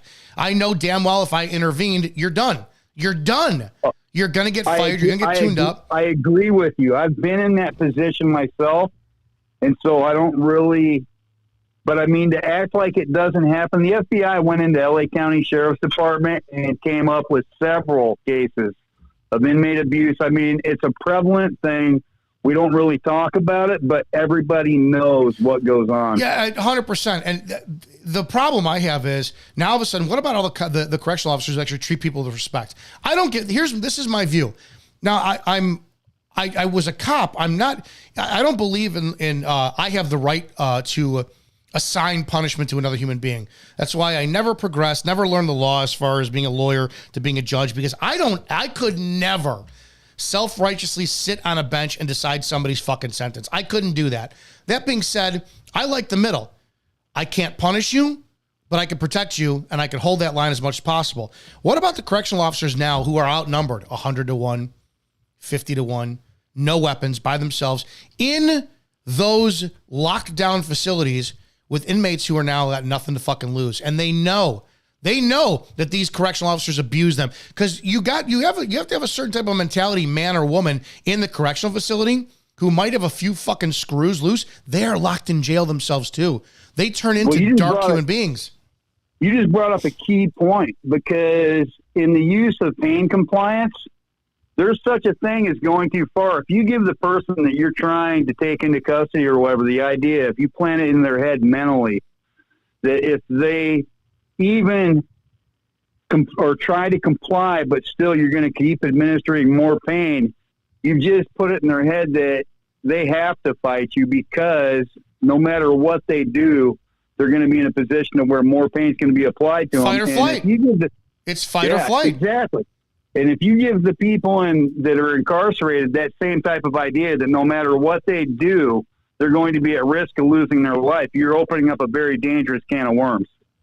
Yes, and so to go back to your original question, I don't know why those cops are not sitting in prison right now or jail. I do not know why that the prosecution hasn't started. I don't know. They're going to wait for a grand jury to convene and all this shit. No, dude. If it was you as a normal citizen, you'd be behind bars already. Totally agree. I appreciate your call, man. Likewise. Hey, I love the channel. I love what you're doing, and I think that it's making a difference in our country, and I just want to thank you, and Happy New Year. I hope to God it is. Like I said, I just shoot my mouth off on things I'm passionate about, hoping there are other people out there with a higher level of intelligence who can solve the problems that I bring to the table. So thank you, and have a great New Year for yourself. You too, sir. Thank you. Bye-bye. All right, 708-982-0974. Let's hear this one together. Witness a compelling moment where we explore the dynamics of asserting rights during an intense counter. I don't know what this is. These are all obviously still taken out of context. Let's just hear what another female cop has to say. All our other people, but yes, we're not. Have credentials. We're not here. Don't fucking talk over. Excuse me. You need to get your supervisor here now. Excuse me. I'm trying to have a conversation. You're escalating. You're escalating. You're escalating. You're standing here and speaking. This lady is. I don't understand what's going on. Come here and tell me what's Sure. So we're working on a news story, right, sir? We're more than nice people. You're working on a new what? We're working on a news story. We have millions of people that tune into our platform, okay? We may not look like the average camera person, I guess, but we walked in there. We have the right to work in there. We're not trying to interfere with the business whatsoever. So we're just working on a video, brother. Film over other people. But yes, we can. I don't know. I don't really necessarily have a problem with that, because sometimes you do need to speak to let people the level of what they understand. And clearly, if she's trying to give instructions and he's understanding, it's like, no, stop fucking talking over me. I've talked about this example. There was a guy I pulled over. It was on Rollins Road. He was westbound. We were on the east side of town, or the west side of town. And it was I don't know, a couple blocks west of Cedar Lake Road. And I'm like, hey, sir, do me a favor. Can you turn the car off for me, please? You know what? Turn the car off. Turn the car off. Would you turn the fucking car off? Hey, you don't have to yell at me. Turns the car off. When I got pulled into DC's office, he's like, yeah, he had a complaint. Citizen said that you used foul language on him. I said, yeah. Just said, DC. I asked him 3 times to turn the car off. So the 4th time I said, turn the fucking car off, and he complied. I said I used the language that was necessary for him to understand my request. All right, no problem. That was it. So I don't know. I'm kind of torn on that one a little bit. Over in the chat, Dumpeel 7830. I believe the reason they are not in jail is because they are guaranteed due process, even though they robbed that man of his life. That's shitty. I'm talking about those guys. I get they're guaranteed due process. How lovely is that? But certain citizens aren't. Let's see what this one is here. Someone. So he filmed the whole thing because he could, but the cops spotted him, and instead of just leaving, they decided to flex their authority. Tough luck though, because this kid knew his rights and didn't even flinch. Good, how you doing? I'm allowed to. All right, what's your name? I don't give it. Well, you need to give it. No, First Amendment right. No. Get a sergeant out then. I didn't commit a crime. I don't need to give ID. This is not a stop and ID state. Nice try. I know my law, sir. No. You came up to me. No. No, you came up to me, so you caused this. So you can get a sergeant out here. You can get a sergeant out here. I'm not talking to you. Plead the fifth. You can get a sergeant out here now. This is a First Amendment right. I didn't commit a crime, and now you're coming up to me. Well, you're videotaping. Because I'm allowed to. First Amendment. I know. First Amendment. So you have no authority to ask me for ID. You have no. He just says, I know. Okay. I mean, there is no. You guys got to be taught this, right? It's public. Even if you have a victim of a crime, and you're trying to shield that victim from the public seeing, and all of a sudden, whatever blanket or umbrella you've got over them slips off, and somebody in the camera, in the crowd, videotapes them. I can't think of a legal precedence that goes, yeah, we need that camera. It's not like this is a Zapruder film, and it's going to be evidence for the court. I don't know. I don't know how it goes, but my God, at what point do you morons not start going, yeah, it's freedom of speech. I got to fucking stop this. And I'm going to let the guy do what he can do because he has the lawful God-given authority to do it. Authority to ask for ID. Get a sergeant out here. Get your superior. I'm done talking to you. No, you made yourself a part of it. You came up to me. I didn't talk to any of you. I've been sitting here recording. This is where I think the cops need to be arrested. If you know, and there's no excuse, I just don't understand it. There's no excuse going into 2025 in 2 hours and 19 minutes that you don't know what the First Amendment is and how they have a freedom of speech. Fuck, you want the First Amendment. You want them to be in handcuffs after you have a righteous arrest, and you want to be transporting them to the Sally Port where you're going to be taking them into an interrogation room, reading them their Miranda rights, all that. You want them in the back of the squad car, and you say nothing. And your squad car's got the audio, video recording, right? And it's facing back then for your protection so that, God forbid, they don't slip, fall, bash their head against a plexiglass, all that's for their safety, your safety. You want them exercising the First Amendment and making all the spontaneous utterances possible. Yeah, fuck my wife. I couldn't believe I caught her cheating with that guy. So I went into the I went downstairs and grabbed the butcher knife that was in the block on the counter to the right of the sink. It was the black handled one. Yeah, and I grabbed it and I used my right hand when I went upstairs and I stabbed her 14 times and I killed her. And then after I looked and made sure she was dead, I continued to stab her another 14 times. And I wanted to kill her. It was in my heart. It was premeditated. I knew I was going to. You want them exercising the Fourth Amendment or the First Amendment. So if you're going to abuse them on the First Amendment, you need to go to jail. It needs to be automatic jail sentence for any cop. If this cop escalated this and you found the guy in handcuffs or with a citation, it should be a glowing red light, a instant lotto winner, and the cop needs to go to jail. Needs to go to jail. That's the only way that you're going to get these cops to learn what their job is.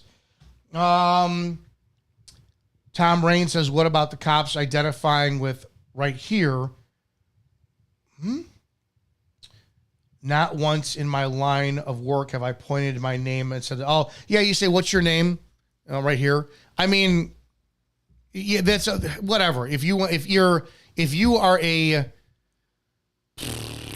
don't have to verbally identify who you are and you could just give them their driver's license, then why do they have to verbally identify it? So yeah, here's my badge number, here's my name. Fucking just deal with it.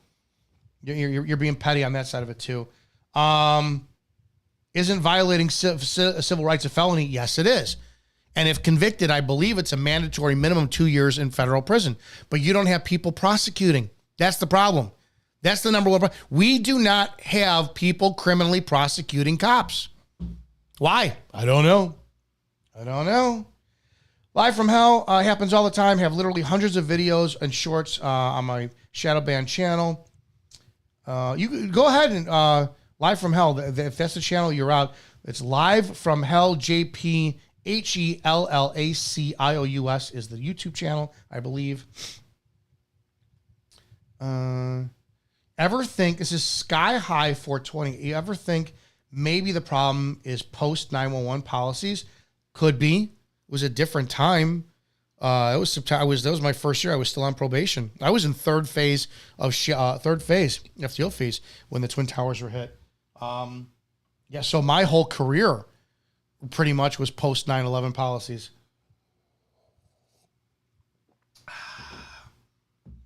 708-982-0974. Just want to spend some time with you on Christmas Eve. New Year's Eve, before I go hang with my family for a little bit. Play another video or two. Let's see what else.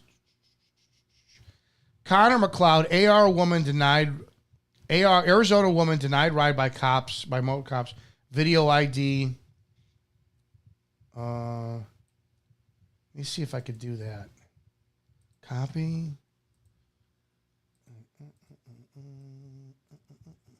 I don't know if this works. No, it didn't work. So sorry. Let me see if I can copy that again. Arizona woman denied ride by motorcycle cops. Guys, don't forget to support the channel. There's links below in the descriptions. And, oh, this is sad.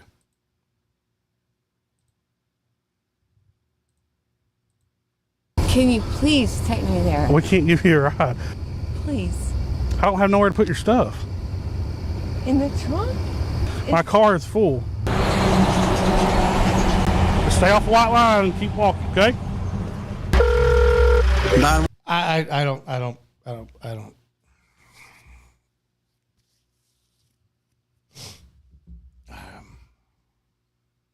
I get it. You deal. There's a lot of times we deal with these people, and they're like regulars, and I don't know what her circumstance was, and you're going to judge: is she drunk? Is she drugged up? It looked like a domestic, or maybe her boyfriend or whatever threw her out of the car. They had an argument. They threw the stuff all over the place, and there were times you feel like you're like, oh, I don't want to deal with this fucking person. And yeah, I don't have room in my car. And you're under no obligation to give them a ride anywhere. It's called a 1059. You're not under an obligation. Sometimes you get in fucking trouble for it. I got in trouble for giving juveniles a ride from their homes to the school, which was in the same town, because it was raining outside and they were walking to school. And I put myself 10-6 unavailable for calls because I was going back and forth transporting the juveniles, 10 years old, 9 years old, 7 years old, from their walking in the street in the rain to the school. I got in trouble for that. It's like, you take yourself out of service for that. It's like fucking community policing. What's your problem? Guys, we know what our problem was. My chief was a fucking cocksucker. I get it in this case. You're under no obligation, but at the same time, too, are you not? Once you make contact, are you not morally responsible for somebody's safety? I can't.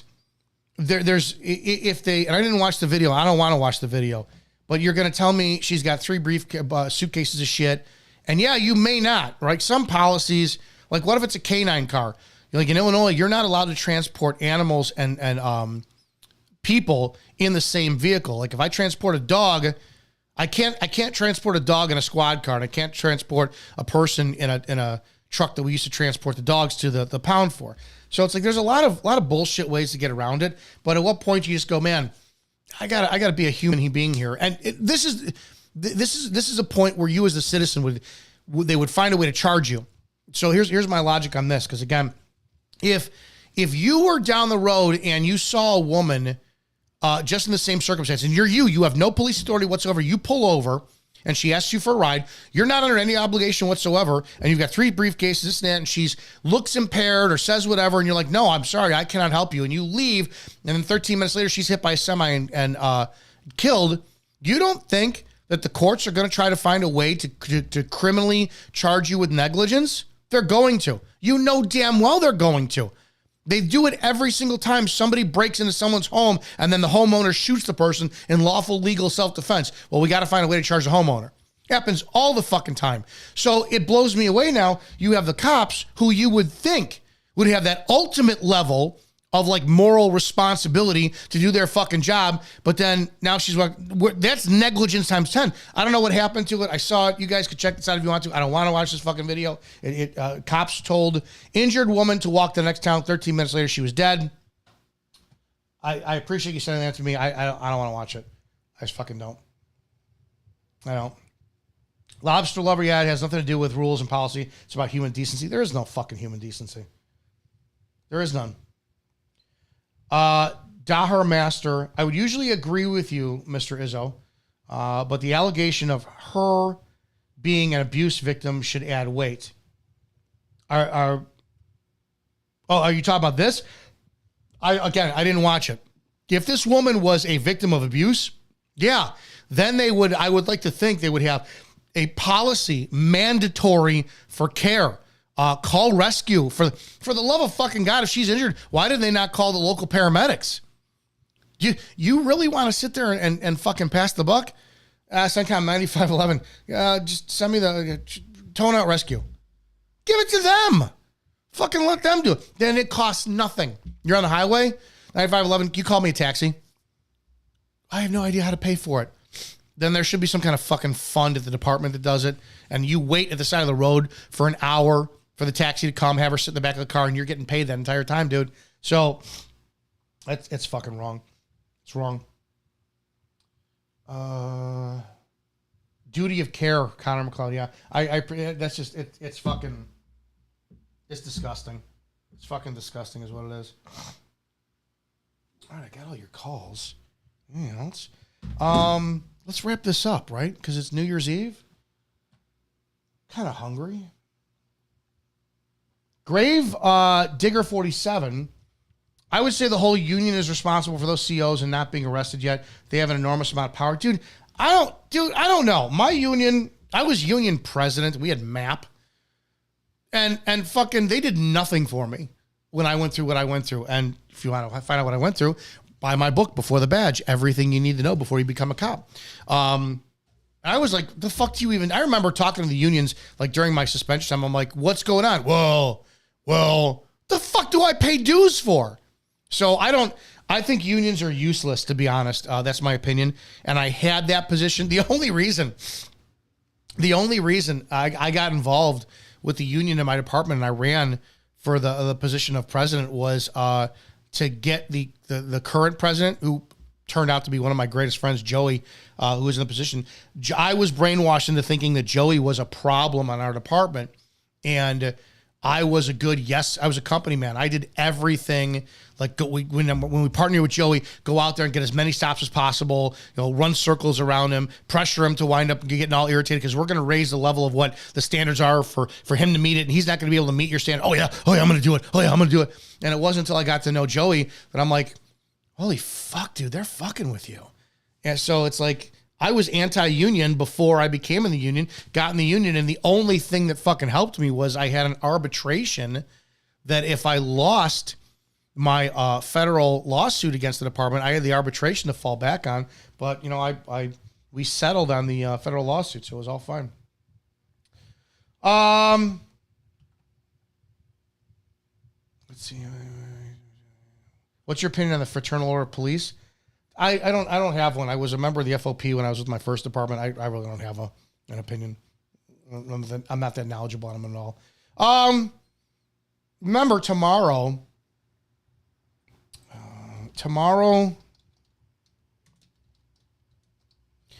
at 1 p.m. Eastern, which is also what the hell time is that? 1 p.m. Eastern, 12 Central, 11 Mountain, 10 Pacific. This is going to be released. This is female cops, amateur leaked sex tape gets her fired.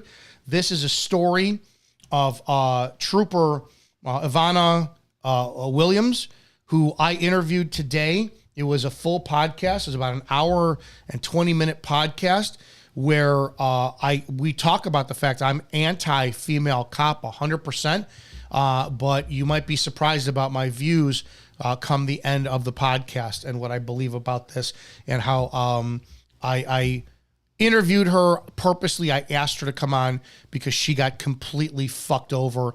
And as much as I do not like female cops, as much as I think that they're a hindrance, as much as I think that the sexuality part of it really is a problem in law enforcement. Us male cops want to fuck everything, and female cops are empowered. Their sex drive is it's you could do a whole episode on the sexuality and the mindset between men and female cops and the power dynamic and the dominance and submission shit. I as much as I think that is, I saw what she went through, read the articles. I'm like, nah, I gotta defend her. So I really think that she got screwed over, and I want to see her win her case.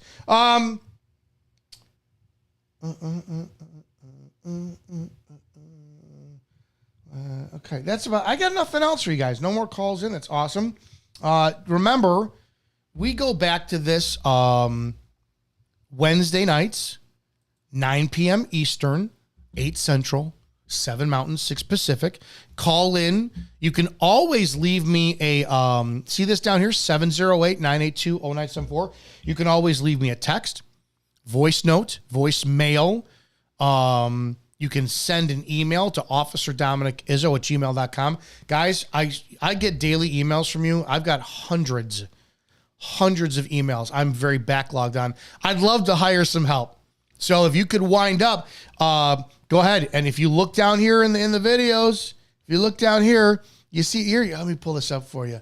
You see this? Here's this. Oh, look, support the channel is the first line here. If you click on this, it'll take you right to a PayPal for Officer Dominick Izzo. You're like, man, I want to buy your book and support that. Oh, look, it could go right to the Amazon here as well, and you could buy that book. And here's the PayPal again, Cop Talk Live. Go ahead and you could sponsor the channel, support our growth, because YouTube does. They don't like what I play because of the violence of law enforcement. Other than that, I appreciate all you guys over in the chat. It is great. You guys, there's a super chat on there too. You can hit that button, whatever. DunPO7830. I've seen a few people streaming live from Times Square today, New York. PD is still ganging up on people. 10 more. It is what it is. It is what it is. It is what it is. I tell you, I don't know. Guys, have a safe New Year. Do not drink and drive tonight. You're a piece of human shit that has no value on this planet if you do. I have no respect for any human being that drinks and drives at all. Share the videos that you like, and always comment. A video like that you just told me now about the woman who was hit by the car. Send me the originals. I like what the other YouTubers are doing, but I don't want to copy their stuff. And I don't have the research ability, so I can't find the original videos. So if you find original videos that are not done by other YouTubers, send those to me, officerdominickizzo@gmail.com, or text them to 708-982-0974. We'll go over them. But you guys have a great New Year's Eve. Thank you for all the support in 2024. Let's fucking just kick the shit out of it in 2025. Let's change cop culture together. I really want to bring a polish and a shine back to the badge. I'm 100% police supporter. I fucking hate police, corruption, laziness, disgusting, fat, pig-headed, uneducated, piece of shit crap, bad apples out there that are taking over the profession. And I want to see the men and women out there, because just because I don't like female cops doesn't mean that there shouldn't be them out there. It's just my opinion. But like the caller who was earlier, who has 5 years on and had the balls to fucking call me, those are the people that you want to see working on your streets and being command staff and making a difference. I guarantee you tomorrow, watch that interview with Trooper Williams. You are going to be disgusted at how somebody like that could be fucked over by a department when you want someone like her on the streets. I'm going to tell you flat out, I'm anti-female cop. I think she needs to be reinstated. She's got the mindset for command staff. So that should tell you something. Have a fantastic New Year's Eve. I will see you guys later on during the week, and I'll see you Wednesday, 9 p.m. Eastern live for more Cop Talk Live, changing cop culture here on the Officer Dominick Izzo channel.